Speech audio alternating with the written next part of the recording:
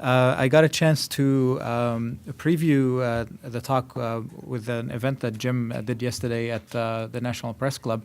So I'm very excited to hear more about it and kind of ask a few questions. The book gives great insights into the social and economic transformations underway in the Arab Gulf states.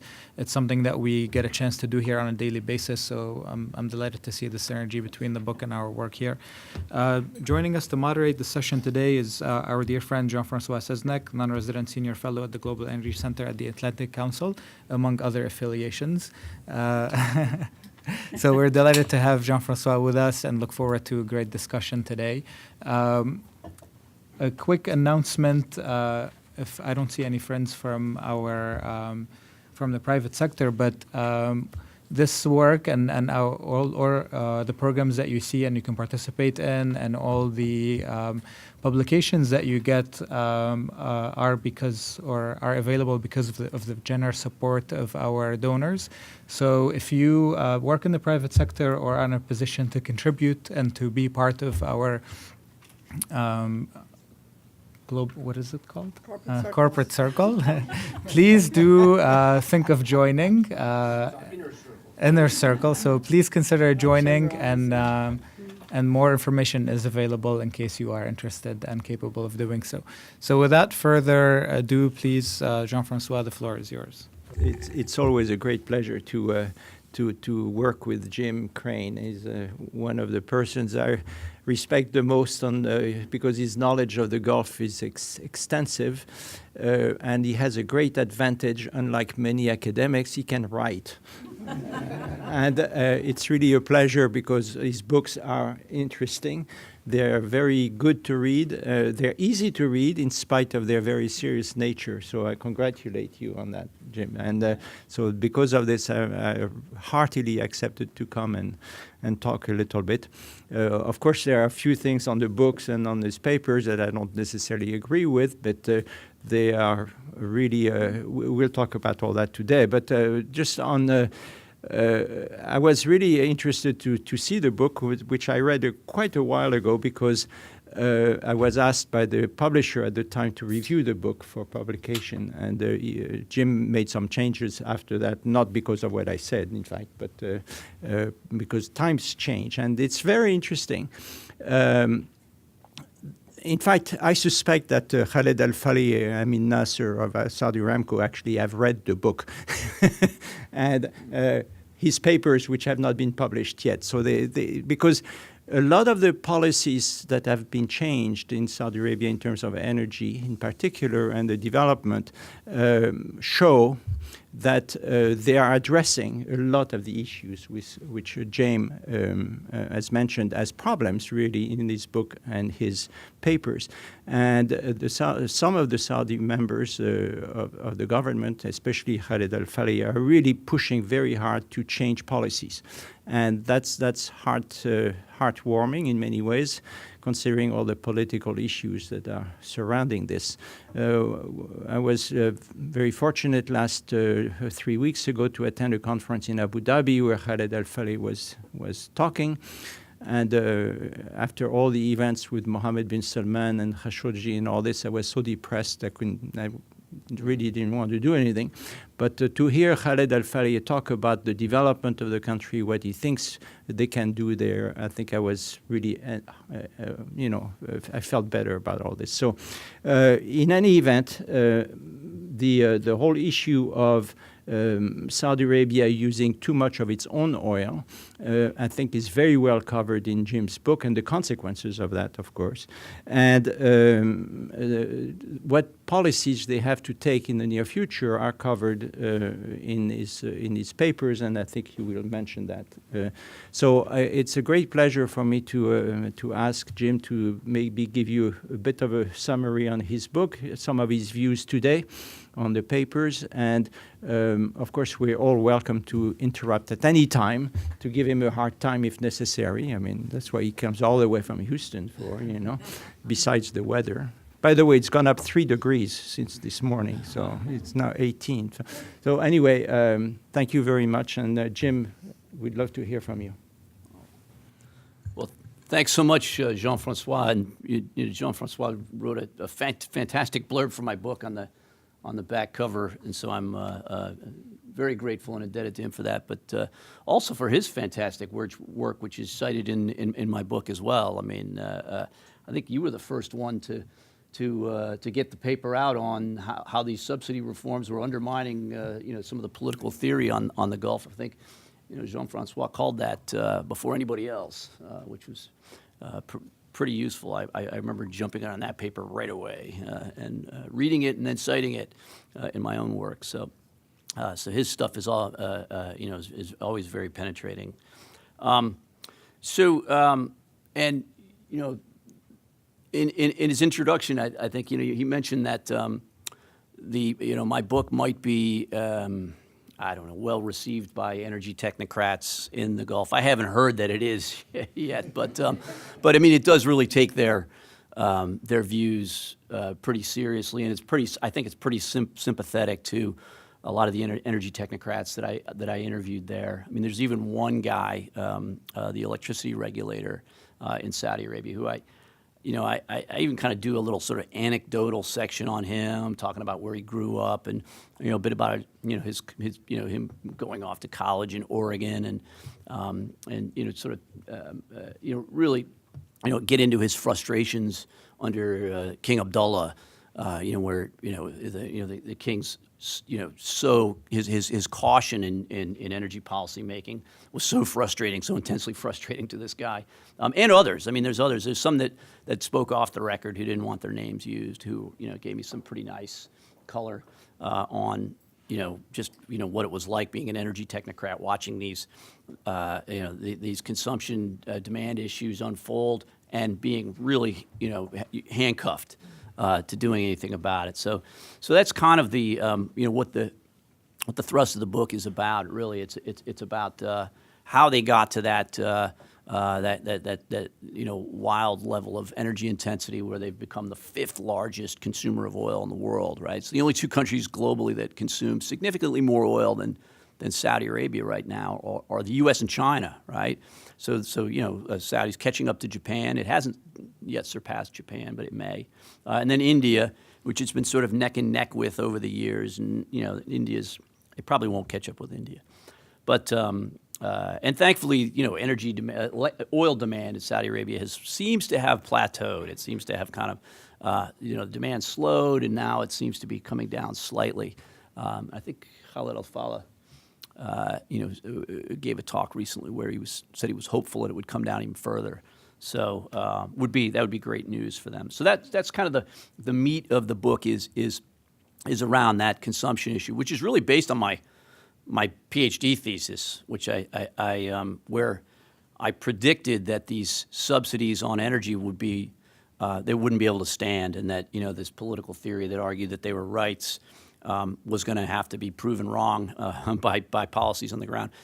Before I could convert that into a book, it happened. I mean, the 2014, the oil price fell, and there was political cover for reforms, and a few other things happened, right? But and King Abdullah died also, and we saw this flurry of subsidy reform starting in 2014. So didn't quite get the book out in time for it to be predictive. So it wound up being chasing a moving target. I mean, as Jean-François said, I'd get an edited version back and everything was out of date, so I'd have to go back and change everything, right? Because I tried to bring it up to date as much as possible.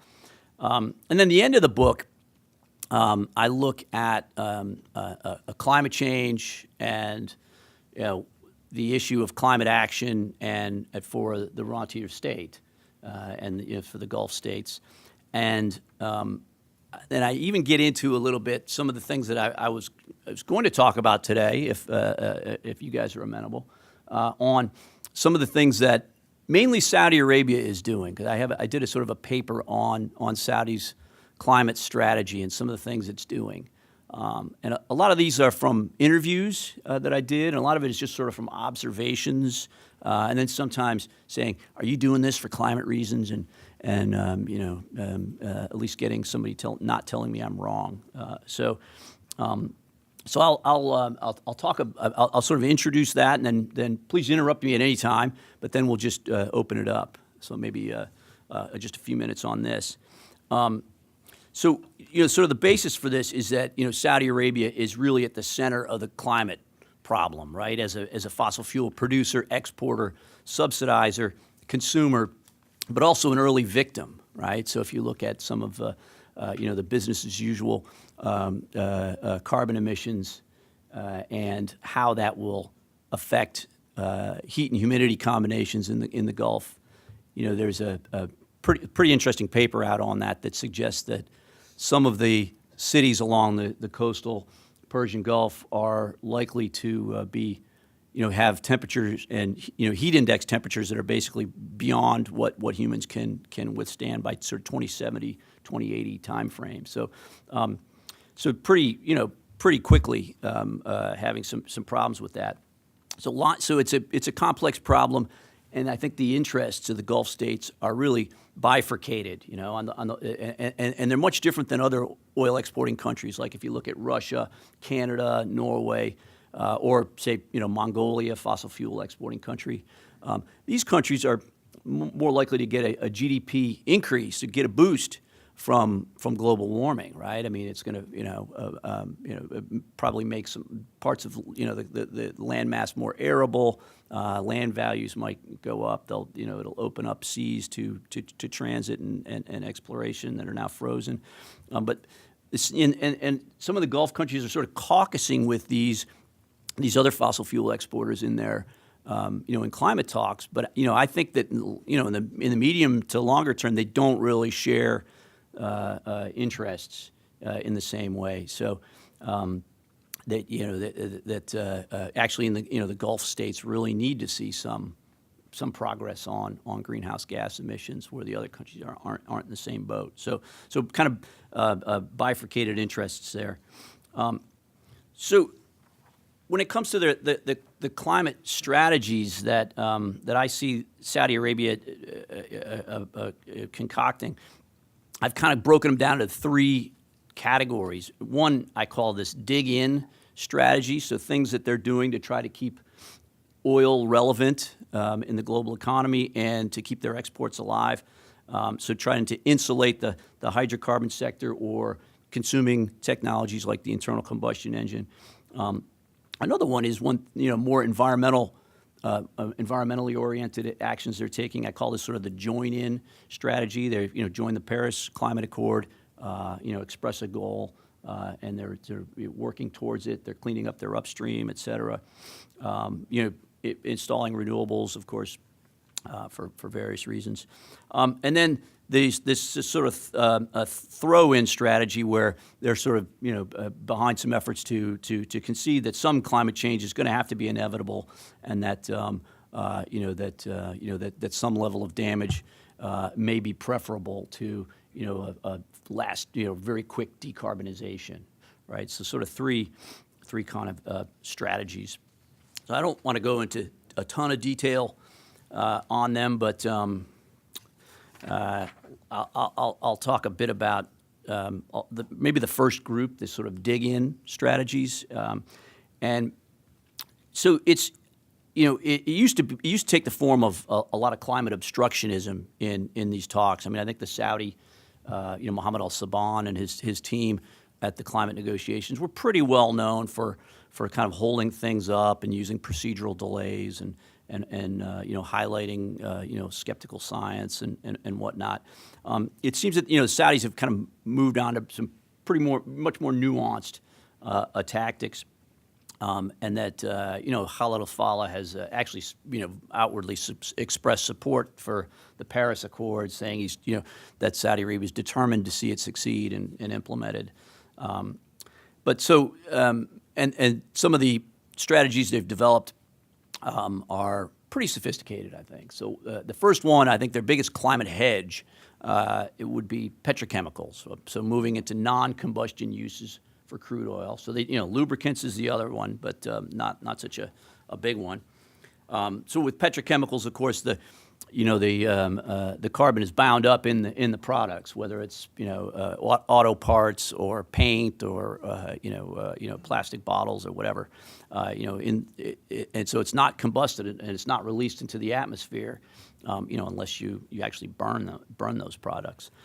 It also represents a nice diversification strategy, capturing much more of the value chain, but also, they're going to design a manufacturing sector around these polymers and resins.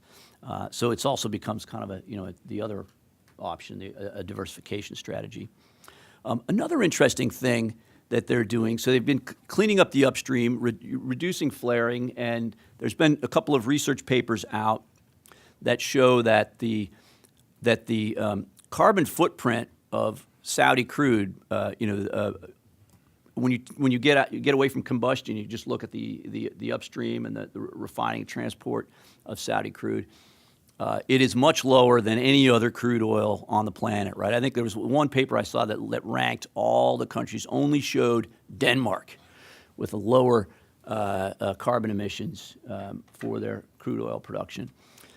So this is, and it did not used to be the case at all in Saudi Arabia. So when Saudi Arabia was, when Aramco was operated by the U.S. Companies, it was flaring and venting pretty much all the methane that it was producing, all the natural gas that was coming out of the ground. And their carbon footprint was huge, or their GHG footprint was huge, and never surpassed until recently. So that, what they were emitting in the 70s and 80s, they captured all that gas, used it domestically for power generation and other things in industry, and wound up cleaning up their upstream. They don't flare much at all anymore, and they have not really seized any advantage from this yet, but I think they'll start to highlight this. I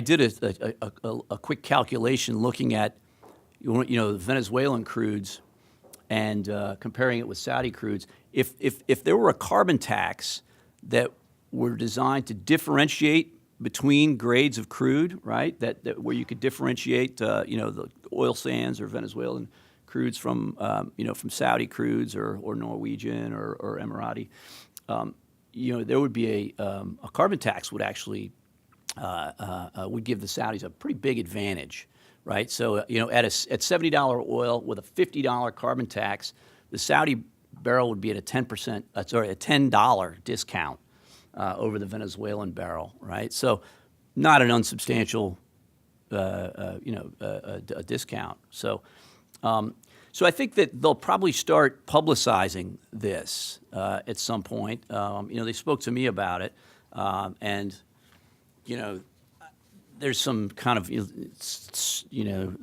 I got some, every once in a while I'll get an email from one of their PR companies that highlights some research that points to this and, asking me to tweet about it and whatnot. So I think they're sort of doing it in small ways already. But, I'm also trying to work on a paper that would differentiate among, if you filled up your car at certain brands of fuel in certain regions of the U.S., how the carbon emissions would be differentiated. So if you bought gasoline in Chicago versus buying gasoline at Shell in Texas, what the difference in CO2 produced would be, and that actually, if you're if you can burn more, if you want to, if you're environmentally conscious driver, you would prefer Saudi crude or Saudi gasoline. So that's another thing. There's the refining, global refining, buying shares in refineries in countries that have large growth potential. So I imagine folks in this room are pretty cognizant of that. So Indonesia and Vietnam. I think Kuwait's buying Vietnam, India, South Korea, China, of course. So this could help them lock in market share at times when if there's a plateau in oil demand or something, or if there's a glut, they'll be able to place their cargoes.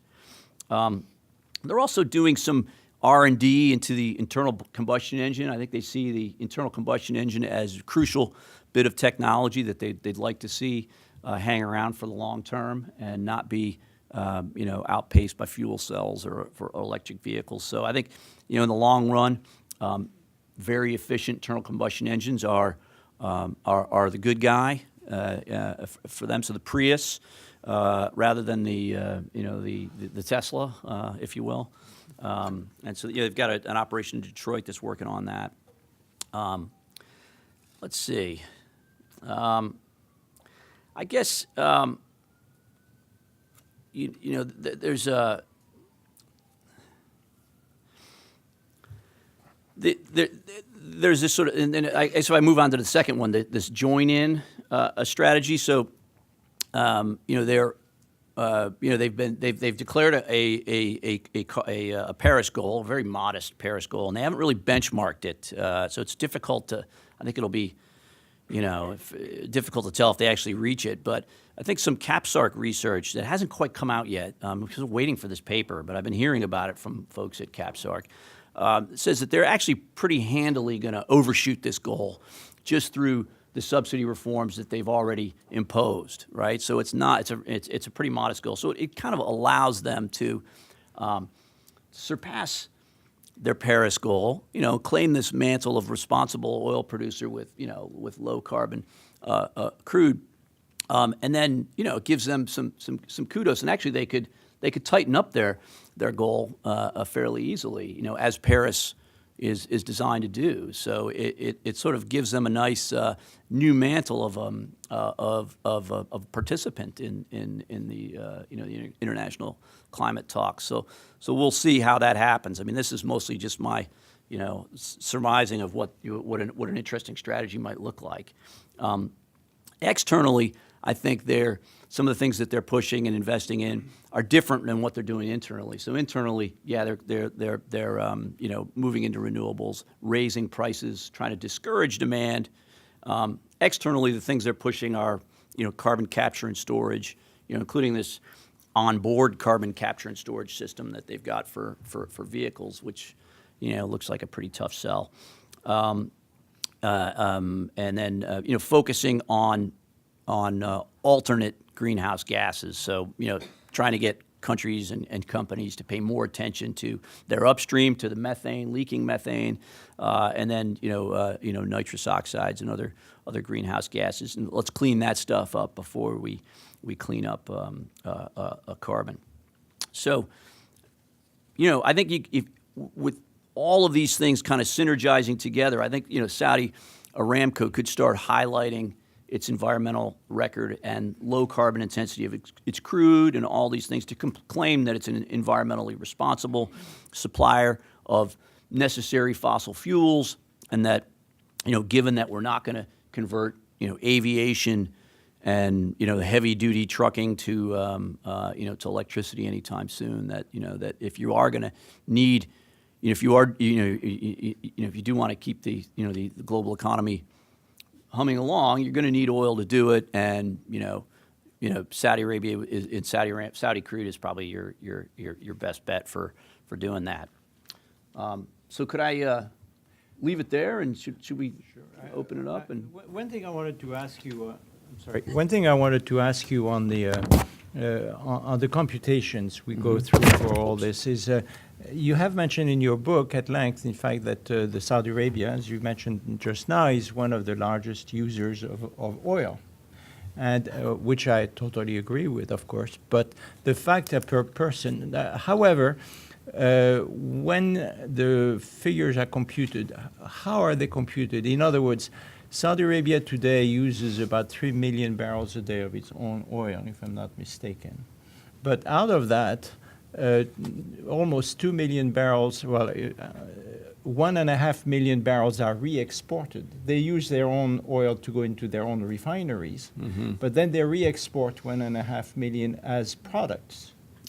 So if we do the computation per capita of 3 million barrels, we get X, right? But if we do it only really on 1.5, we get half of X. So how is that computed in their how they are really contributing to more CO2 than not. Well, I'd have to go. I need to go look at the figures, but I think the figures that I'm looking at include refined product consumption, right? So the stuff that's exported is not counted. Okay, that's okay. So, and you know, I think the BP numbers would show natural gas liquids as crude oil as yes, well, as right? well. So that's yes. that's also included. Yeah. So I you know, I'd have to go back and just make sure that that's true. I think it would that would help a lot. I think in the arguments because sometimes one can get mistaken, especially since the policy of Saudi Aramco today is that they want to increase their downstream operations to produce as much as 10.5 million barrels a day of products, which means they are 100% of their production. Of course, they won't do that, but because they will buy some crude from the markets in the U.S. or wherever for their own refineries, like Motiva here, or in Korea, they'll bring other crudes and their own maybe. But then it would become very difficult to. One thing I think you mentioned, and I think is very important, is the emphasis on chemicals. And I wouldn't even say petrochemicals because they're trying to, especially when we look at the Dow chemical, or it's no longer called Dow, it's called Dow DuPont, I think is the name of the company. But they have this a $20 billion venture, which you mentioned, in Saudi Arabia, and I visited it. It's very impressive. But they are going downstream into very, very advanced chemicals that are we can't even call them petrochemicals. I mean, they're aiming to compete with BASF. And by adding SABIC, if they do, which they probably will in the short term, they will become a major producer of various chemicals and advanced chemicals where the value added will be so important that it might take one of their barrels, which they sell at $60 or $70, and which will make it worth maybe $300 to $500 a barrel. So then they could start cutting their production of crude, which I'm sure they don't want to do, but it will improve the value to the kingdom pretty substantially. Yeah. So I think that's very, very interesting. So I'm sure there would be questions. Jonathan. Thank you. Very interesting, Jim. I appreciate the talk. Oh, of course. Is there a danger of overstating the case for how GHG less destructive soybean oil is, and specifically thinking about work that the Canadians have done for years on this when they do a well-to-wheels analysis, and I don't know what the latest number is, but 80 or 90% of all GHG comes from combustion. So where you can have a really strong advantage because your lifting costs are low, it's only on 10% of the GHG. So it really doesn't change the numbers. And also, as a thought experiment, if we had, if some sort of approach penalizing this or rewarding this in this case were taken, I mean, it would shut down the Iraqi oil industry and the Nigerian oil industry. Oh, yeah. It's just not feasible or possible. Right. Well, if your carbon taxes did differentiate, then there would be an encouragement to stop flaring, right? I think Iraq might get a handle on all that flaring maybe a little quicker than it is, so I don't have the numbers in front of me again. Sorry, but and I should have carried these around, but my understanding is that you know them by heart. Yes, yeah. So combustion is obviously the largest proportion of emissions, but it's not quite as overwhelming as the as the figures you're citing. There's a substantial amount of it that comes from types of production or not, right? So there's a big variation in that. There's some in refining, so heavier crude takes more energy to refine, and then there's a little bit in transport.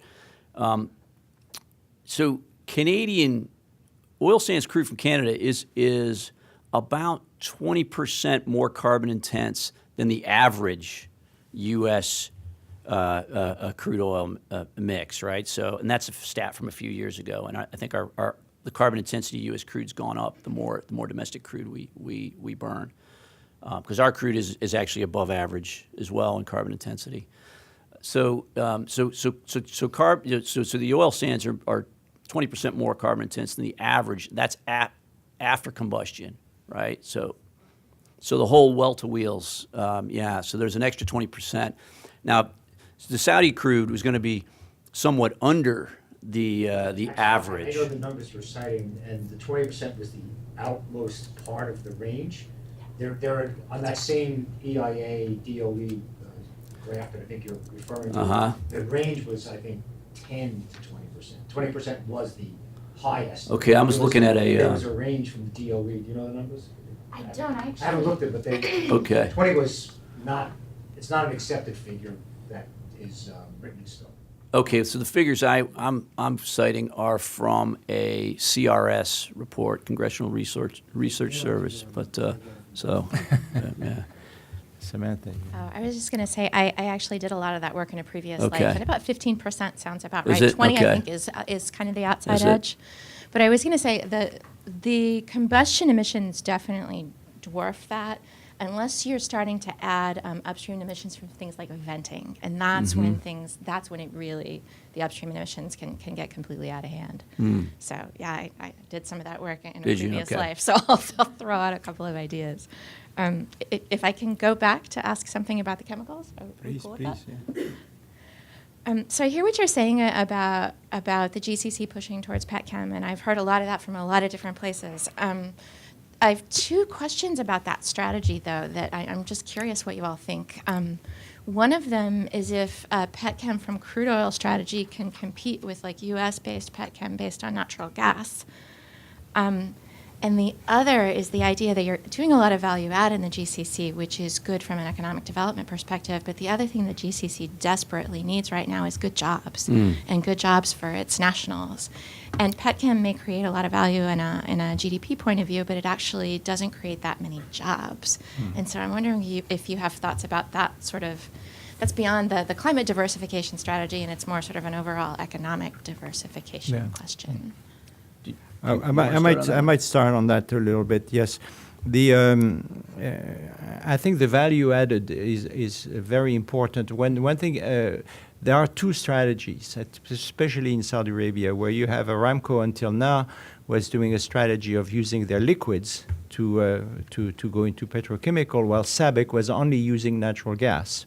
And that was the natural gas provided to them by Saudi Aramco. Nevertheless, SABIC is only doing stuff from natural gas. So when they're trying to merge, basically they're rearranging. So I think you're right about the efficiency of making chemicals out of natural gas is, of course, higher than doing it out of naphtha. But nevertheless, their cost of naphtha is so low out of the refining that it is even better than using natural gas in the U.S. because their cost is truly, I mean, I would have to do the exact math, but I think they still have a natural advantage in that. But to take it... Think about the opportunity cost of that. Well, yes and no. Well, that's a very valid point. The opportunity cost is important, but they really need to move away from just having oil as a main resource, and they are to a great extent. They're already, I mean, SABIC is the fifth largest producer of chemicals today, just SABIC, and that does not include Saudi Aramco and their new ventures. So I think that's really a great help. The value added is actually more, and that's why I didn't want to talk about petchem more than in chems, because then when you go down, 2 or 3 levels in the downstream, you get to a point where the actual cost of the oil or the gas is very small. So, when you see DuPont or Sadara, it's called in the joint venture, they go into MDI, methyl diisocyanate and so on, where these are very, very advanced chemicals. Only 5 people can make this stuff in the world, and the value of the oil in there is absolutely 1 or 2%, maybe less. So they really have money. Now, where I really appreciate the point you made is on the jobs. Yeah, there are no jobs. I mean, there are, 30, 40, 100,000 jobs in that. But that's not where the jobs are. The jobs are downstream from the downstream. And that's what the Saudi Aramco is trying to do today, and that will help them a lot. They have this enormous industrial zone which they built right next to Sadara. This is Plas Kim Park, yeah. Yes, It's just Plas- as large as Sadara. It's under construction now. And that's where the labor intensity part fits in, right? Hopefully, yes. Now the question is whether they'll use Saudis. Exactly. And that is maybe another the question. subject of another meeting. Yeah. So yeah, that's good. There's also this this direct crude conversion yes. that they're talking about. So you take the refining completely out of the picture, which lowers the energy intensity further and hopefully lowers the costs, and converting the crude directly to precursors. And that's an interesting point. see if This technology is being developed by SABIC, actually, in joint venture with Saudi Aramco, but it's a SABIC. But they're also using Chicago Bridge. Is the technology to the technology is brought by Chicago Bridge of the U.S. to Saudi Aramco and to SABIC to start that big plant in Jizan, where they're going to do the first one, which is about to start. And the Jizan refinery is finished now. So that is very so. But the idea of the costs of that, I have none. I don't know. Yeah. Do you, I don't know. Sorry. Yeah. Susan? Ambassador. Could you comment on the status of renewable energy programs in Saudi Arabia? I mean, I can remember when I was in Saudi in 2009, and the first meetings we had with the King Abdullah Center for Nuclear and whatever, Renewable Energy. And we are now 9-10 years later, and they're still talking about, well, we're looking into it and what companies and what design. I mean, really nothing has been done, certainly on the nuclear file. And even in discussions with Ali Naimi, where he would talk carbon capture, he would talk algae, he would talk wind, he would talk solar, what kind of panels they're going to produce, how they're going to deal with the issue of dust. I don't see any real development over the last 10 years in this area. The only thing has been the issue of subsidies, which sort of is on and off and on and off, and then inches back a little bit depending upon how much the traffic will bear. So could you focus a bit on sort of what really is the stage of development for renewables, and how serious are they really? There's actually a table in here that has I forget if I do it for all the countries or just Saudi Arabia. But it shows how minuscule the renewable electricity being produced is. So the stats are from 2017, right? So I don't have last year's stats in there, so in 2017, I want to say it was either a 1/10 or a 100% of the I think it was a 1/10 of. Is it 100th? Yeah, I think Is it 100? Oh, 100. Oh, so a very tiny, yet barely measurable portion of electricity produced in Saudi Arabia is coming from things other than fossil fuels, right? So solar. UAE is slightly larger, but not much, right? So this is 2017. There's been a couple more projects that have come online since then, but they're small, right? So and they're chasing a moving target. So there's been a lot of talk, especially in the UAE, about renewables, and a lot of promises made that have really fallen by the wayside. There are some investments that are going on there's been this kind of interesting phenomenon that some of you might be following about these tariffs that these renewable power projects are going to be able to deliver power to the government at, and there's this kind of virtuous cycle of competition among the various emirate governments and Saudi Arabia to see who can get the lowest solar tariff, and so there are some projects being built now that are getting these pretty incredible. Really low, very cheap electricity for these countries.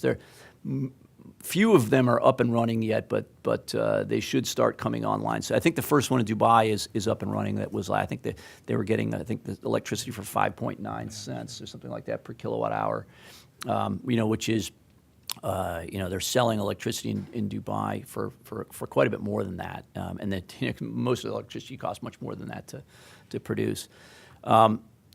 There's also some, Saudi Arabia surprisingly has some decent wind up in the northwest, sort of near the Jordanian border, and there's a wind farm that's going to be that either is under construction or that should be constructed that Saudi Aramco is actually involved in up there. But it's a 400 megawatt project. It's not going to, This also we heard about 10 years ago. So I think they are building that wind farm. Yes, no, sorry, it's up in. Towards Jordan, up above Tabuk, I think. But, yeah. They're building a big industrial city for phosphates there. Oh. Just one follow-on. So then if you're saying the 3 million is what's used domestically, but 1.5 going to refineries for export, then are you saying the 1.5 million is the number for electricity generation, desalination, local consumption in terms of transportation, airlines, all of that, which is so hugely subsidized? Right. Because that number 1.5 sounds low to me. No, they burn almost.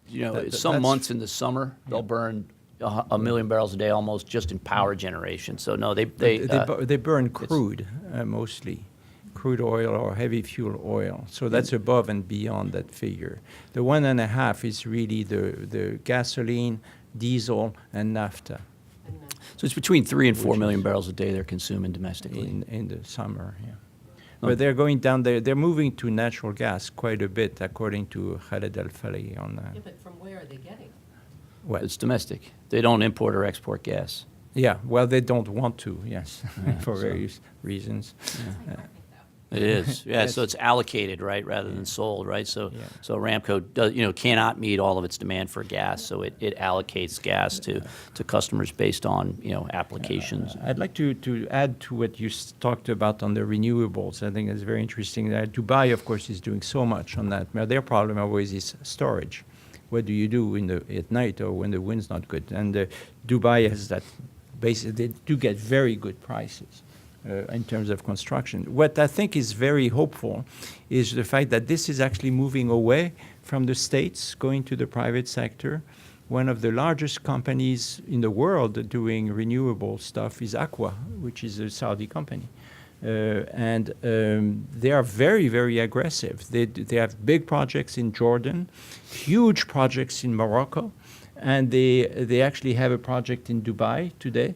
And they have a few projects, not that many, but a few projects in Saudi Arabia. But it's a Saudi company. And What's it called? Aqua, ACWA.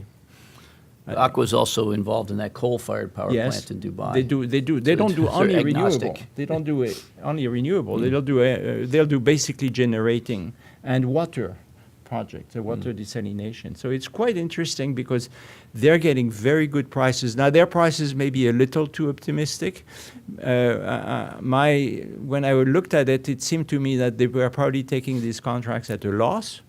But they're saying that these projects take 3 or 4 years to really come on stream, and by then all our raw materials, the machinery and so on, will have gone down in price. And I think they assume that.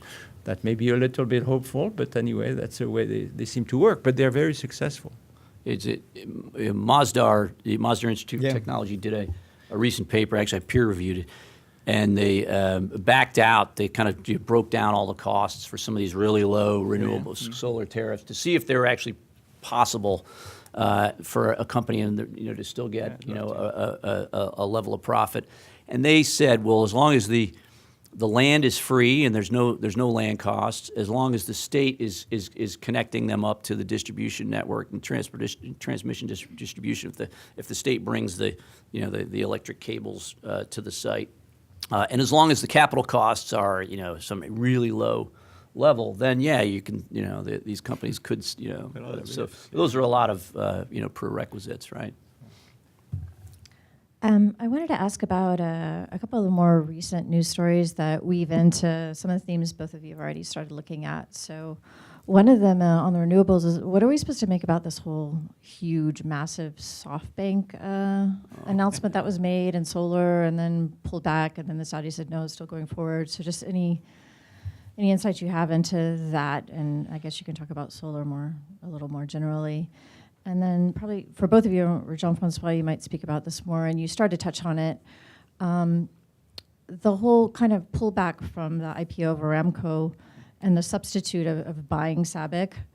Do you see this as playing into the strategy then that Aramco wanted to do on this industrialization policy? Is that, or what should we be reading into that? I may have a less than orthodox view on that. I think a lot of the problems we are witnessing, and I think that Susan talked about really indirectly on the renewables, is the bureaucratic battles in Saudi Arabia. Because one of the reasons that the renewables have never moved in Saudi Arabia is because there were tremendous battles between the various organizations in charge of that. The 200 gigawatt plant in the north, supposedly to be done by SoftBank, that has been canceled. Now it's supposed to be restarting again. But the problem is the Ministry of Energy wants to control that. And that's not happening because PIF wants to control it. And there are huge battles between the two, so nothing is really happening. I think the total consumption of Saudi Arabia is 95 gigabytes. That's their capacity today. So having a solar plant of 200 gigabytes is absolutely crazy. Okay, they're sold to Jordan and Australia, to Egypt and so on. That's crazy. I think this is truly the problem is the relationship or who decides what. And I think as long as the Ministry of Energy is involved, we will see only projects that are a little more logical than something which is just done by fiat from Mohammed bin Salman and the PIF. So I'm not sure how that's going to move. Nothing much is going to happen. The IPO is exactly the same. The SABIC IPO, the PIF wants cash. They don't care how they get the cash. And they want $100 billion. If they sell their shares in SABIC, that's about $70 billion. That's a good down payment. They like that. But so they said they would sell those shares to Saudi Aramco. How is Saudi Aramco going to finance $70 billion? I mean, they can borrow $10 billion like they did a couple of weeks ago, or they announced a couple of weeks ago they'll borrow only in March. Yes, but 70 is 7 times more than what they're borrowing today. And that's already one of the largest borrowing ever in the world. So I think they could actually pay for SABIC very easily, like any private company would do by giving them shares. But PIF, Mohammed bin Salman, wants cash. They don't want shares. They want cash. So they haven't really resolved that. Now, what has been resolved is that they're taking over SABIC. And SABIC is probably not too happy about it, but they're taking over SABIC. Now, one of the big drawbacks, to go back to what was mentioned earlier about jobs, if you have two major companies like this, which are both excellent and well managed and so on, well, you merge the various operations, you're going to have a lot of people thrown out of work. And those are high-paying jobs. So they haven't quite resolved that either. So that going from Saudi Aramco absorbing SABIC is not a totally done deal. They will probably take over some of the chemical divisions, and my guess is they'll give all the divisions to Ma'aden, which would make a lot more sense anyway.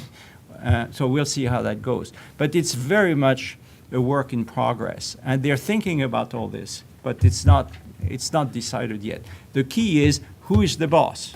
Is it Mohammed bin Salman or is it Khaled al-Falih? I mean, to me, it almost looks like one of these vanity projects that you see that, if you remember under King Abdullah, the 17 nuclear power plants that KA Care was going to build along with, I forget how many gigawatts of renewables. Well, that quickly fell off the table, right? Now, the Saudis are talking about 2 medium-sized nuclear power plants at some point, right? So there's still, even Still. putting the but down from 17, right? So. That was never, none of this was ever real. But it was announced, right? So this SoftBank thing, or the NEOM, announcement, or in the Gulf. I mean, I was a journalist in the Gulf, right, for quite a while, and I always took these grandiose announcements with a grain of salt. And I was, sometimes they'd prove me wrong, and they built it. I remember the Burj Khalifa when they announced that. I was like, they are not going to build that thing, and then. It rose up and they built it, So sometimes they do it, but a lot of times they don't. You have to, I got burned a few times when I wrote, I was with the AP, put out a story on this stuff, and and it didn't happen, and then I felt I kind of corrected the record in later stories, but so I think a healthy skepticism is totally warranted, right?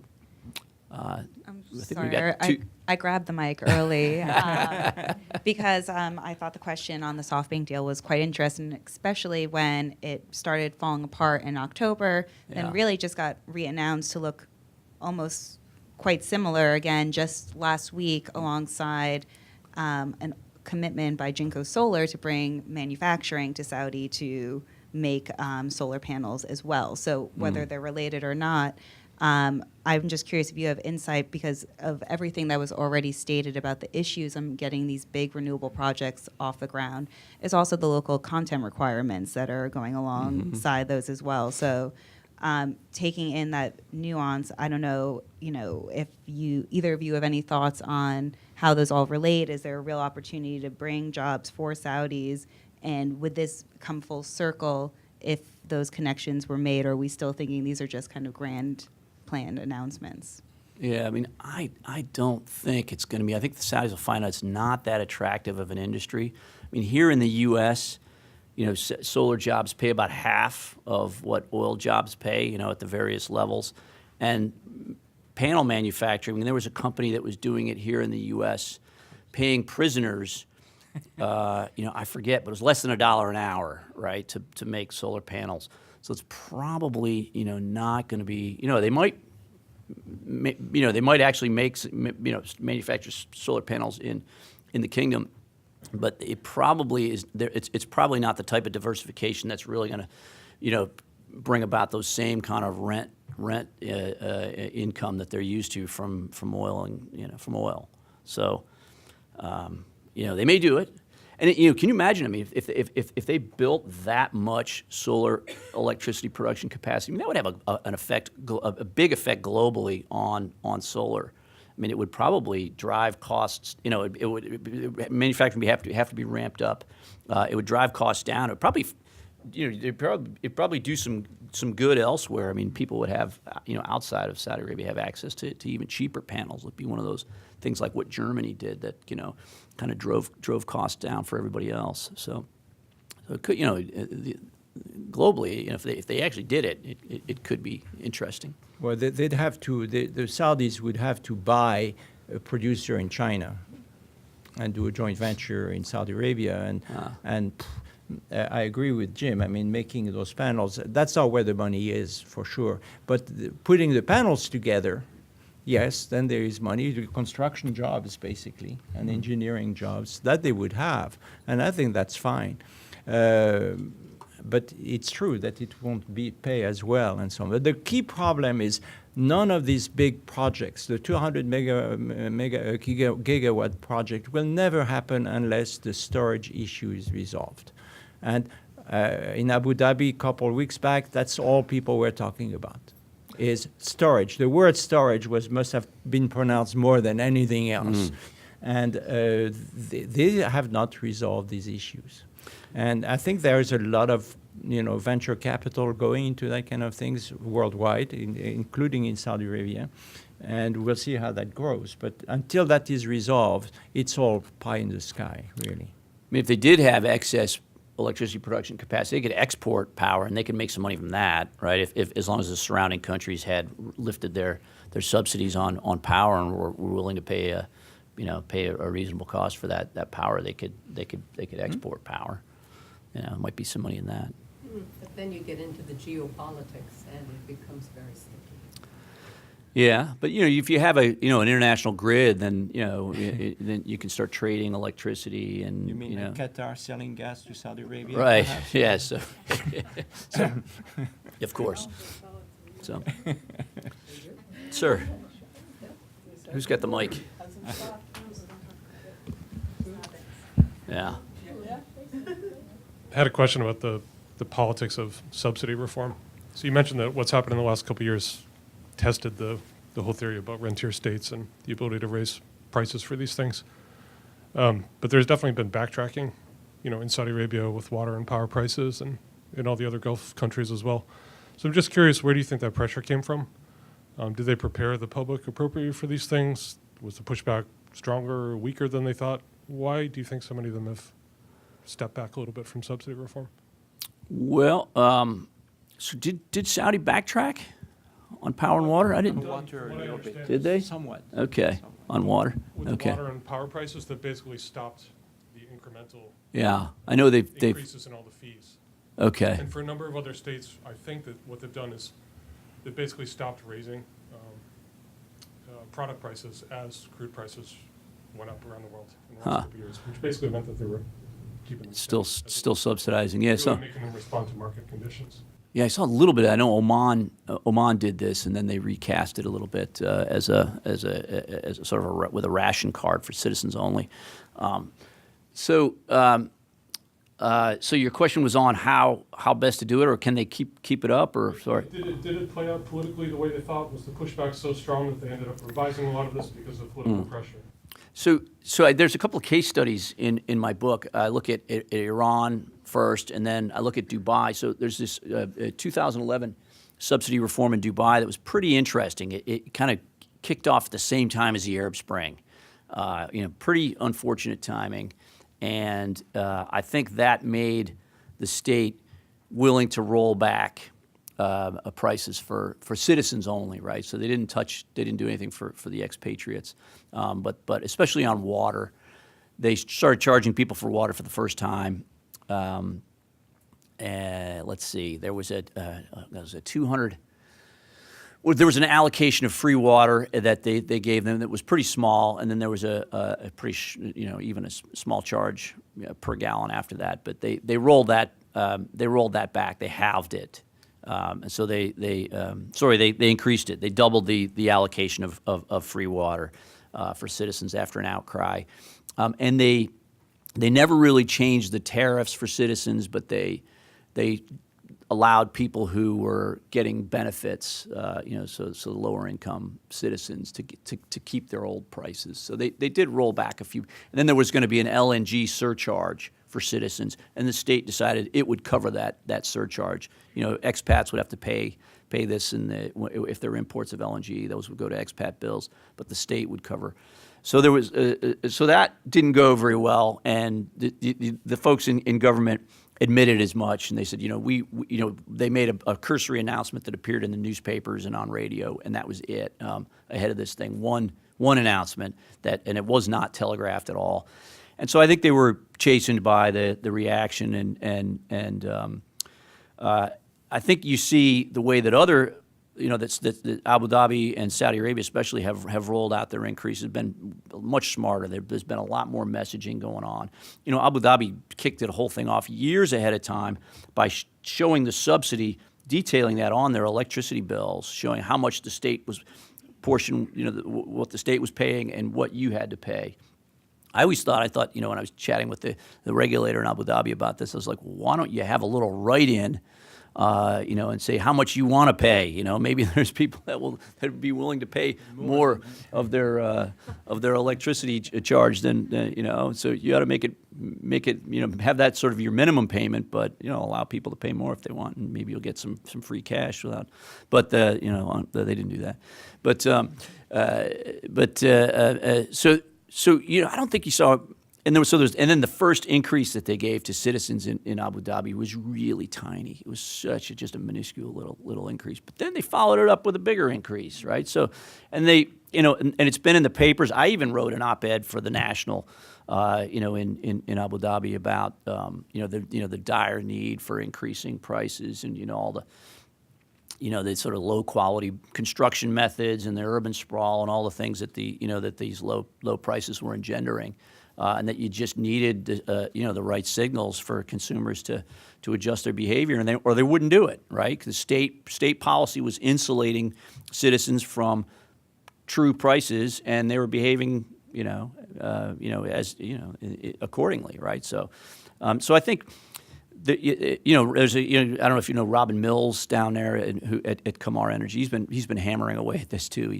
So there's been a lot of that. Same in Saudi Arabia. I mean, there were a lot of, and in Iran for that matter. I mean, Ahmadinejad was, this was one of his big issues, arguing that the subsidy was going to the rich, and the poor, his voters, his political bloc wasn't getting any of it, and so there were, I think.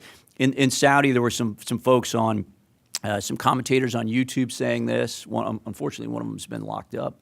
I think the state was being aided by commentators who were saying, yeah, it's a subsidy reform, prices are going up. However, some of this is being recast as a cash benefit, the Citizens Account Program, similar to Iran, and it's really being something that's only the rich are going to be worse off, and because they're getting most of the subsidy anyway.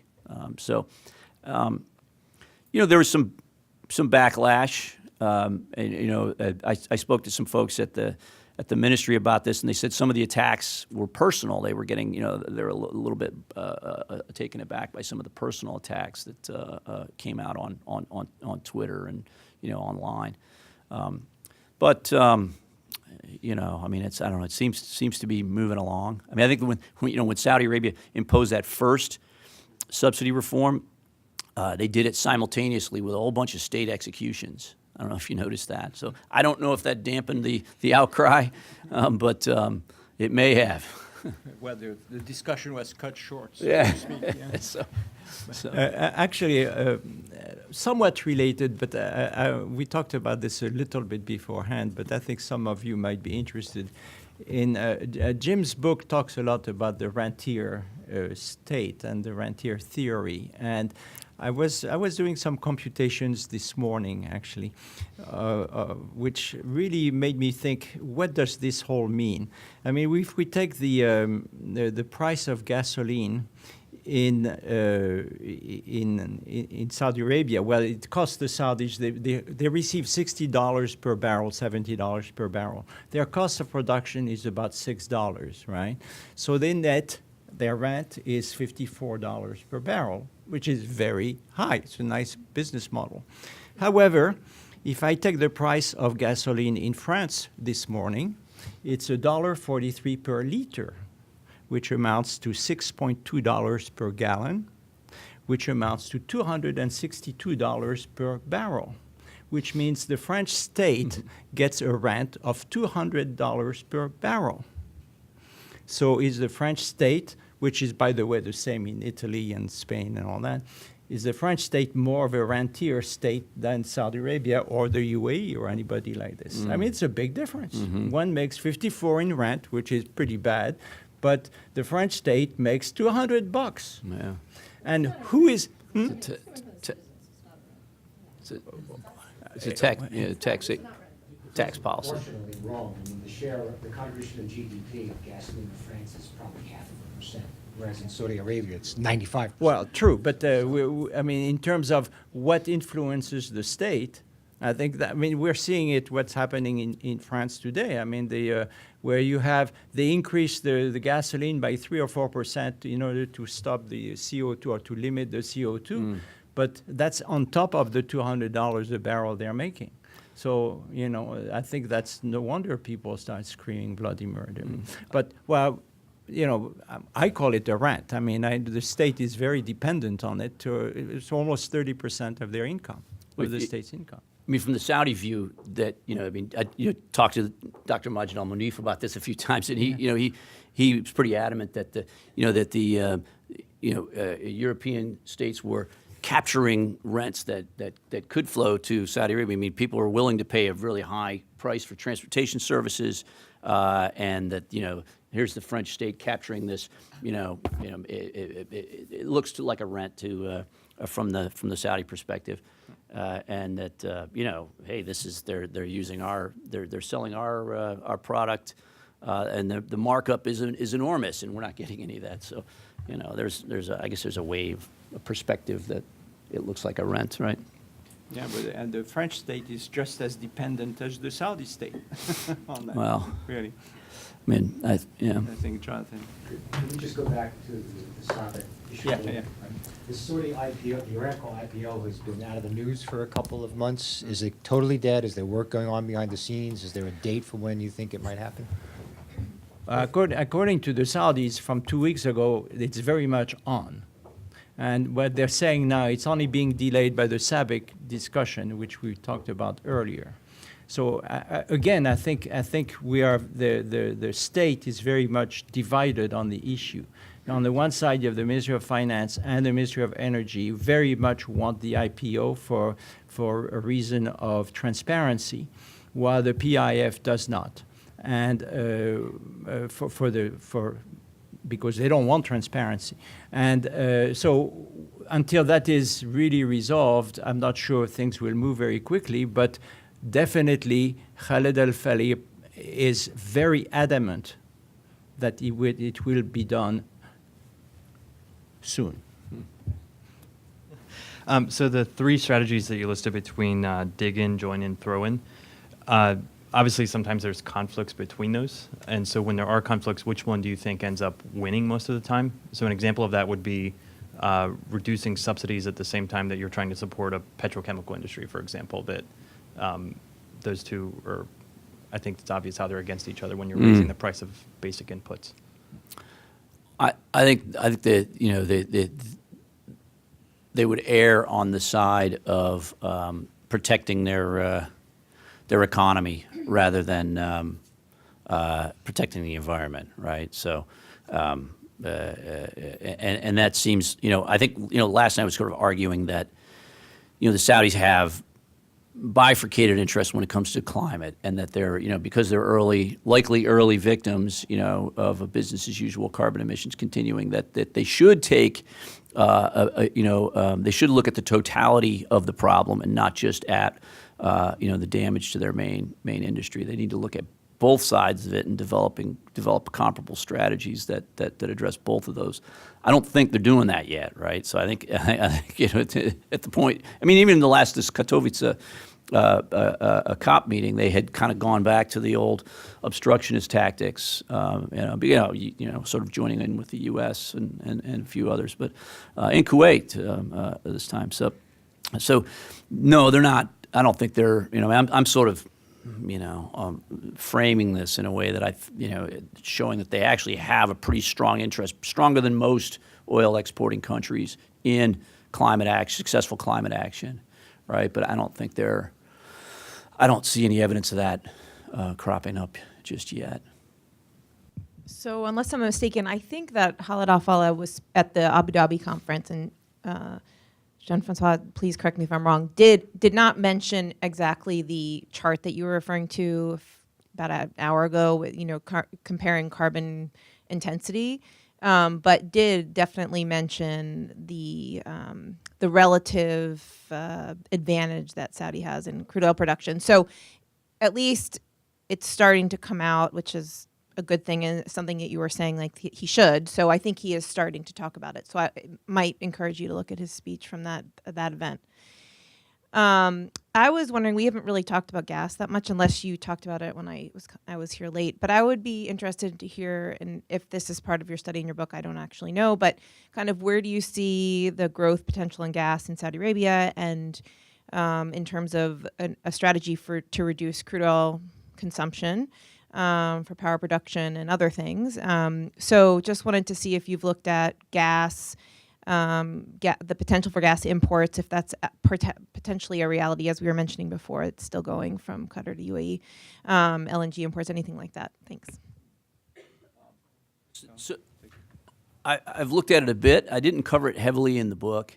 So I think Saudi's looking internally for gas, first of all, and hopefully for non-associated gas, so that it's not tied, so production of gas isn't tied, doesn't fluctuate with oil production. So, I think they've seen what the Qataris have been able to do, and, how their, gas sector is completely, independent of oil production. It's pretty nice. So that seems to be the main thrust, and they seem to have found and they, some non-associated gas, and their gas production's been going up, and they've been throwing a lot of money into it. Prices that they're selling it for are still really low. I don't think Aramco is that interested in it, from a revenue standpoint, but I guess from as the national oil company, I guess that it's something that they have to do, and they have this new joined up super ministry that looks not just externally at oil and gas or oil policy, but they also look at internal needs, and that's helping them focus more on getting oil out of the power sector and replacing it with gas. As far as imports, they've been sort of burning hot and cold on importing LNG, and there's been sort of it's sort of on again, off again. I hear it's coming up again, and it's sort of it's starting to move again towards that direction. I've heard some interesting things floated, like we'll have an LNG import terminal connected directly to a power plant, and then we'll just move it in as power into Saudi Arabia. I think there's a few reasons they don't want to expose their domestic economy to international gas prices, one of which has to do with their WTO membership. But I don't know. Explain that. What is the WTO membership? So I'm verging a little bit beyond my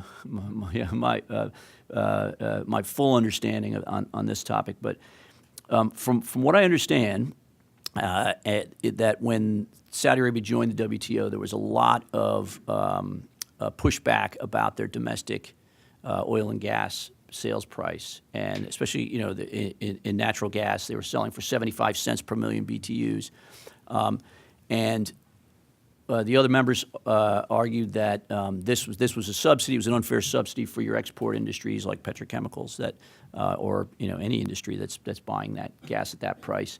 And Saudi said, no, since we don't, this is associated gas. It's basically free. We only charge for the cost of moving that to these plants. We don't export gas at all, and we don't import gas. So our domestic price covers our costs, and that's all we needed to do. And this is not an unfair subsidy, right? So when you start importing at an international price, if you're importing at $7.50, right? It's a big difference than 75 cents, right? So that would be some information. Here's what Saudi Arabia really values natural gas at, and this 75. Well, now it's $1.25, right? It's since gone up. So this $1.25 domestic price is not really realistic. That and that you guys need to. Importing countries should impose a tariff on imports of Saudi goods, or Saudi needs to erase that subsidy. So I think it gets them into a little bit of hot water with that. I might add a couple of things on that from the conference you're referring to. I think they were very proud of the fact that they've discovered all this gas, and they have great, and that's not even including the huge fracking area which they're thinking of doing between the Red Sea and the existing oil fields. But they said they discovered, and apparently that was witnessed by some auditing company. They have 350 trillion cubic feet or something huge, which in theory could mean that they could export LNG, which is, of course, nobody ever thought that they could export any gas on this. The thing they did not mention, however, is at what price.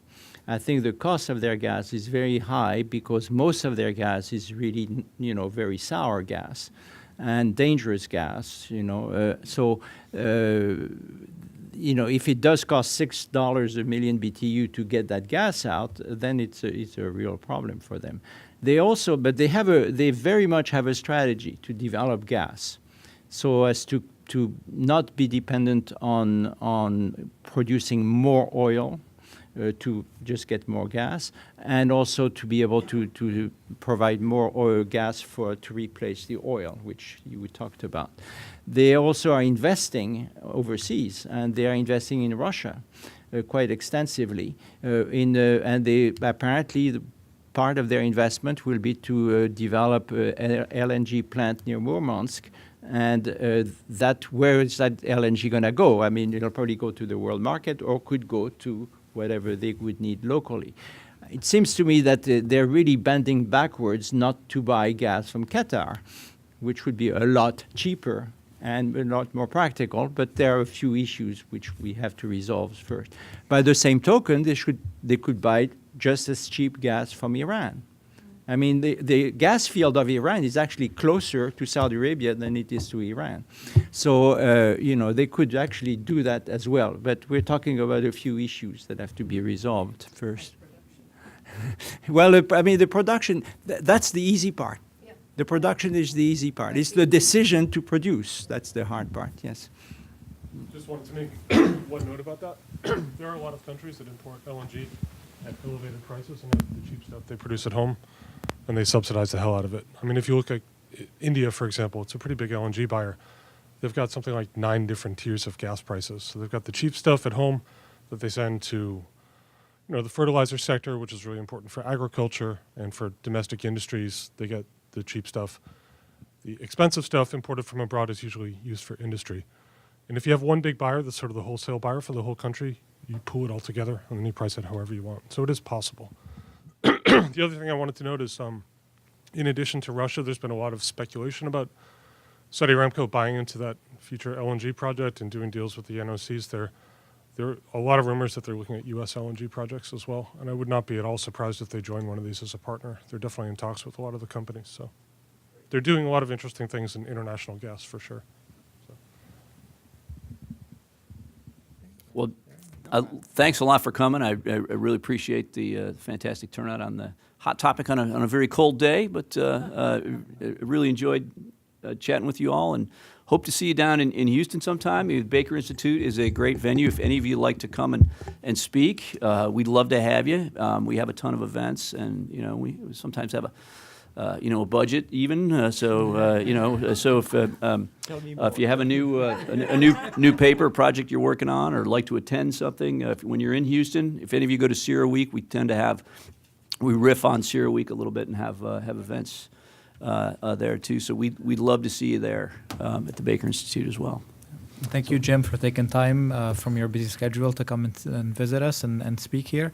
Thank you, Jean-François, for chairing the session. And thank you all for joining today. If you can please join me in a round of applause. Jim, thank you.